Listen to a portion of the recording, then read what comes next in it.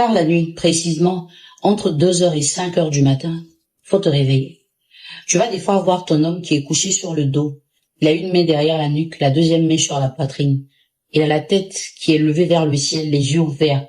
Si tu regardes bien, il y a un œil qui coule une larme. Tu sais pourquoi? Ok. Ton père et ta mère, ils se sont choisis sur la base de l'amour. Quand tu demandes à ta maman pourquoi elle a choisi ton papa, ton papa, c'est quelqu'un qui était très beau. Elle a regardé son style Ernesto Gigi, les pantalons gros bas qu'il portait là, voilà. Elle a regardé ses coiffures afro. Elle a écouté les belles paroles mielleuses qui sortaient de sa bouche après qu'il ait mangé le maïs braisé et l'arachide grillé. Ça sentait tellement bon, c'était parfumé. Il lui a fait de belles promesses, elle s'est laissée séduire et ils se sont mis ensemble. Quand tu demandes à ton père, il te dit, ta maman était la plus belle femme du village. Tous les hommes se battaient pour la voir. Il a fallu que moi-même je me batte aussi pour la voir. Parce qu'à l'époque, tous les hommes voulaient ta mère. Donc sur la base de l'amour, ils se sont mis ensemble. Mais ils ont décidé après la naissance de tes frères et sœurs que toi, en tant que femme, tu dois les faire réussir là où eux n'ont pas réussi à réussir. Permets-moi le jeu de mots. Aujourd'hui, tout ce qui est l'espoir de tes parents, c'est ta relation. Au point où quand tu présentes à tes parents l'homme que tu aimes, ton père va dire, non, je veux pas de lui, c'est un va-nu-pied. Un va-nu-pied, là. C'est pas qu'il mâche son chaussure, hein. C'est parce qu'il n'a pas l'argent. Oui. Ou du moins, il n'a pas l'argent que tes parents veulent qu'il ait. L'argent qu'eux-mêmes, ils n'ont pas. Quand ton chéri n'a pas cet argent, c'est un problème. Mais si tu ramènes quelqu'un qui est friqué, on cherche même pas à savoir qu'est-ce qu'il fait comme activité. Bon, on comprend. Vous autres là, vous êtes très occupés. Sinon, j'ai bien reçu l'argent. Ils ont même commencé à nettoyer les champs là-bas. Donc, je disais à ta femme, et ça, même si tu es sa petite amie, on t'appelle sa femme, parce qu'il a l'argent. Et toi, tu vis aujourd'hui dans une pression où tu mets de côté tes sentiments et tu mets en avant les calculs. Quand tu vois un homme qui est bien, qui te plaît, qui t'aime et que tu aimes, tout de suite, tu vas le barrer de ta liste parce que tes parents ne vont pas le valider. Tes parents ne vont pas accepter qu'il soit ton mari.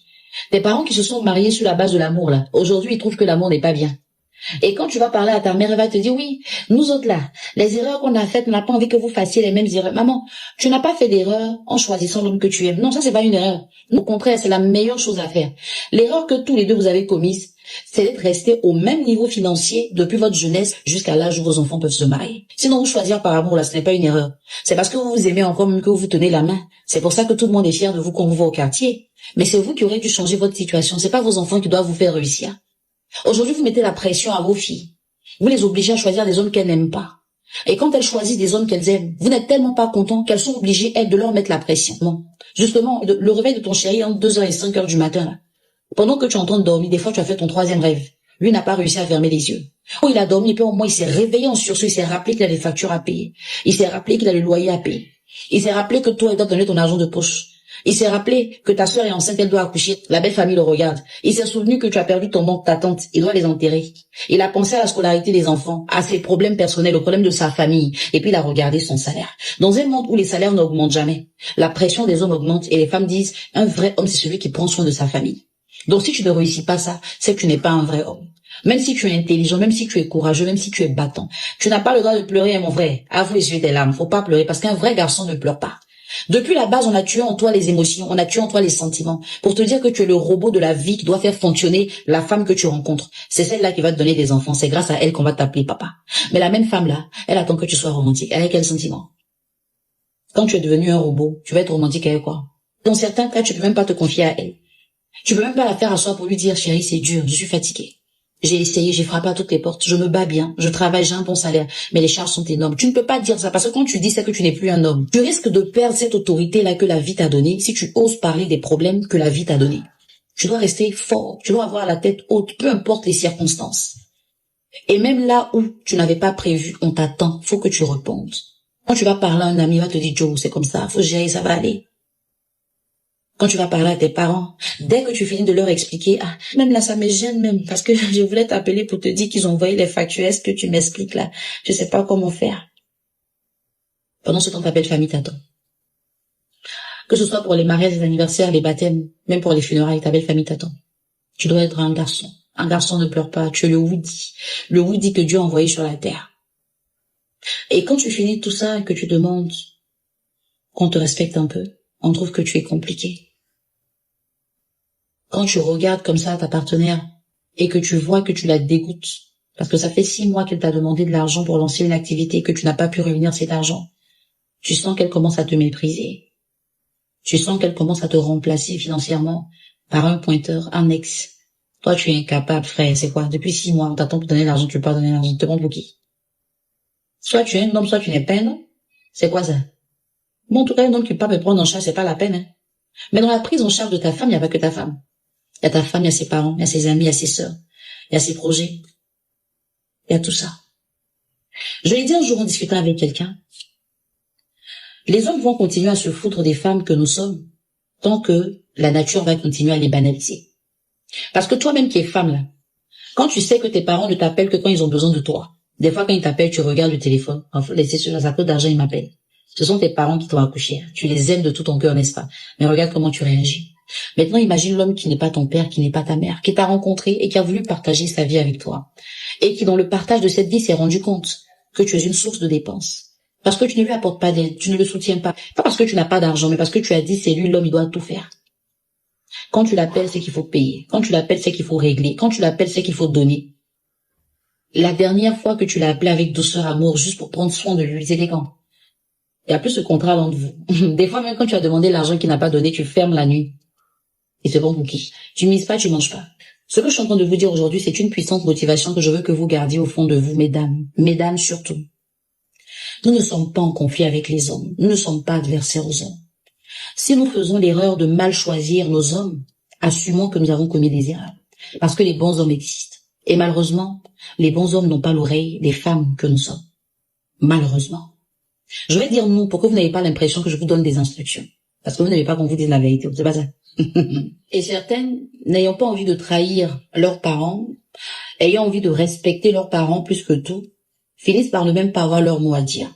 Celui avec qui tu es là, est-ce que tu l'aimes? Est-ce que tu es heureuse à ses côtés? Ou bien tu te calmes avec tous les cadeaux qu'il t'offre, les bijoux, les voyages. C'est ça qui te fait tenir. Mais peut-être que si tu commences à dire à tes parents que, celui que j'ai choisi là, je l'ai choisi pour vous, hein, sinon c'est pas pour moi. Moi, celui qui fait battre mon cœur là, il est dans un autre foyer et puis je trompe mon mari avec lui. Faut lui dire ça à ton papa.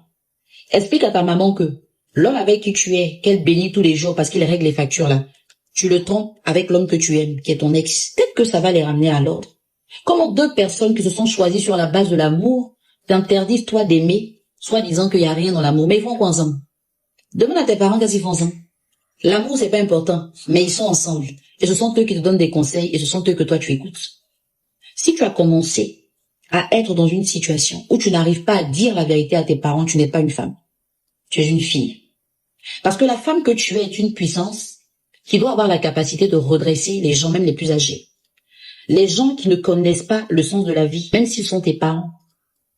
Si tu me regardes aujourd'hui et que tu es malheureuse dans ta relation, parce que tu as choisi l'homme riche que tes parents voulaient, mais que tu n'es pas heureuse à ses côtés, va les voir et puis va leur dire la vérité.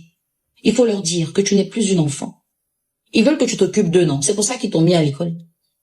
S'ils n'ont pas payé tes études pour que tu te maries, est-ce que pour se marier, on a besoin d'aller à l'école? Dans ton foyer, là, à quel moment on te pose des questions sur les algorithmes? À quel moment? Donc s'ils t'ont mis à l'école un jour dans la vie, c'est pour que tu répondes à leurs besoins. Ce n'est pas pour qu'à l'âge de te marier, tu effaces tes sentiments pour ouvrir ton compte bancaire et regarder celui qui peut le remplir. C'est pas pour ça qu'ils t'ont scolarisé. Tu es une femme capable et tu peux prendre soin de ta famille. Faut jamais laisser quelqu'un jouer avec ton bonheur, même si c'est ton père, même si c'est ta mère. Parce que le jour qu'ils vont découvrir que tu es malheureuse, ils vont te dire, mais on savait pas où. Fallait me dire. Parce qu'ils ne vont pas vouloir prendre la responsabilité du fait qu'ils t'aient poussé dans les bras de quelqu'un que tu ne voulais pas à cause de leur bonheur. Certains parents font du chantage émotionnel, du chantage affectif à leurs enfants. Des femmes qui sont malheureuses, elles brillent, mais quand elles sont seules, là, c'est la tristesse. On les respecte juste à cause du titre de leur mari. C'est pour ça qu'il y en a qui sont obligés de subir même l'insupportable parce qu'elles savent que si elles ont perdu ce titre, elles seront plus rien. Quand tes propres parents sont capables de permettre à ta petite sœur de te manquer de respect parce que son mari a plus d'argent que ton mari, assieds-toi, pose-toi des questions. Ce sont tes parents. D'accord. Dans ces vidéos que je fais ici, là, il n'y a pas beaucoup de choses que tu vas apprécier. Mais quand je prends le temps d'observer les comportements que les gens ont, quand je regarde la réalité de certaines personnes, je ne peux pas me taire. Parce que je sais qu'il y a 2 ou 3 personnes qui ont besoin d'entendre le message que je véhicule aujourd'hui. Prends ta part dedans, avance avec. Si tu es heureuse dans ta relation, c'est parfait. L'homme que tu as épousé là, ce n'est pas un robot. Des fois, il faut l'écouter. Il faut le regarder. Des fois, tu dis à ta copine, mon chéri se confie pas à moi, mais tu n'es pas une sécurité pour lui. Il n'a qu'à venir te dire qu'il n'a pas d'argent pour que tu commences à lui manquer de respect. Il n'a qu'à venir te dire, vraiment c'est chaud, pour que tu dises, moi c'est pas pour ça, il était marié. Il a peur de la réalité. Parce que depuis son enfance, on lui a dit que son pouvoir réside dans le fait d'avoir les moyens. Parce que c'est grâce aux moyens qu'il aura une femme, qui est toi. Et c'est grâce à l'argent qu'il va te donner que vous aurez des enfants. Imagine si on enlève l'argent entre vous. Il lui reste quoi? Rien. Donc même quand c'est chaud, il se tait. Il y a des hommes qui sont devenus des braqueurs juste pour ne pas perdre leur femme. Il y a des hommes qui sont en train de fausses affaires juste pour sécuriser leur famille. Aujourd'hui, ils sont où? Entre quatre murs, derrière les barreaux. La femme a refait sa vie, les enfants sont ailleurs. Et c'est eux qui prennent les pots cassés. Et puis je te dis, ne cours pas pour aller écrire ta part de souffrance. On n'est pas en train de parler de toi aujourd'hui, on parle de la souffrance des hommes. Quand on parlera de ta souffrance, il n'y a pas de souci, tu pourras témoigner. Je veux que tu sois la femme d'exception qui est capable de dire trop c'est trop. C'est quoi?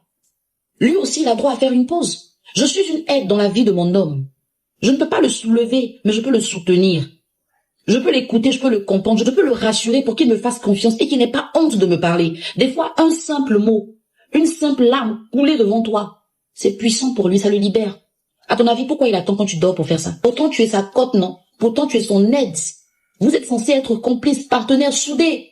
Mais comment ton complice peut même pas pleurer devant toi? Comment ton complice peut même pas te dire qu'il n'a pas d'argent? Comment ton complice peut même pas te dire que moralement ça ne va pas? Et toi, tu penses que tu es sa cote? Non, tu n'es pas sa cote. Le rôle que Dieu t'a donné dans sa vie, là, tu n'as pas encore commencé à le jouer. Faut te réveiller, ma chérie. La vie, là, il n'y a pas deux. On vit pas au brouillon pour mettre après la vie au propre. Tes parents ont eu le temps de faire leur vie. Le rôle qu'ils doivent jouer dans la tienne, c'est de t'orienter à travers des conseils. Papa, j'aime ce monsieur, c'est un mécanicien. Ton père doit être capable de te dire, ok, comme ton chéri est mécanicien, il faut le soutenir. Donne-lui des idées pour qu'il quitte le garage où il est pour avoir son propre garage. Et comme tu as étudié, tu peux devenir la comptable de son entreprise. Parce que comment vous allez vous débrouiller pour demain avoir les moyens de prendre soin de vos enfants? Que ton père regarde ton mari mécanicien qui dit, mon fils, ça va au travail. Courage, on est avec toi. Je te parle comme ça et puis j'ai la chair de poule. Tu vas faire un choix que les gens vont critiquer, mais tu sais pourquoi tu es là. Parce que la personne que tu as choisie, là, c'est la personne qui te correspond. Si ton partenaire correspond à tes parents seront heureux. Et toi, tu seras malheureuse. Faut, après avoir regardé ma vidéo, va demander à tes parents pourquoi ils n'aiment pas ton chéri. Ils pourront pas te donner une raison valable. C'est parce qu'il n'a pas l'argent, c'est tout. S'il avait l'argent, ce sont eux qui allaient te dire, non, mais faut supporter, c'est comme ça. Tu sais que le mariage, c'est comme ça. Moi, mais c'est comme ça, il fait, puis je à ton papa. C'est parce que ton chéri n'a pas l'argent. Quand tu écoutes une femme parler ainsi, tu sais qu'il y a encore des bonnes femmes dehors. Tu sais qu'il existe encore des femmes avec des valeurs. Ce sont les Djanjou qu'on n'aime pas, sinon on aime les femmes. Des femmes avec des valeurs, bien sûr. Toute une leçon de vie résumée en une seule vidéo. Celles qui ont des oreilles pour écouter, écoute. Les émotions, c'est pour les faibles. Ici, on parle cru. Abonne-toi si tu as le cœur de supporter la vérité.